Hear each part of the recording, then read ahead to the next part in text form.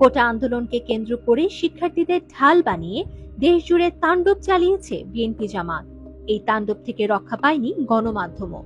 গত 18 জুলাই বাংলাদেশের রাষ্ট্রীয় সম্প্রচার মাধ্যম বাংলাদেশ টেলিভিশন বিটিভি ভবনে আগুন লাগিয়ে দেয় বিএনপি জামাত সন্ত্রাসীরা। 1975 সালের পর এমন সহিংসতার মুখোমুখি হয়নি বিটিভি। সম্প্রচার মাধ্যমটিতে আটকা পড়ে অনেক কর্মী। বিটিভি ভবনটিতে বিএনপি জামায়াতের তাণ্ডব লীলা এখনো স্পষ্ট।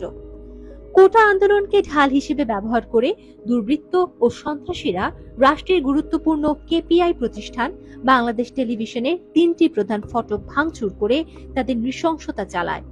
সন্ত্রাসীরা বিটিভি ভবনে প্রবেশ করে এবং তাৎক্ষণিকভাবে ঢাকা স্টেশনের অভ্যর্থনা কক্ষ এবং এর ডিজাইন বিভাগ ও পরিবহন শাখা সহ অন্যান্য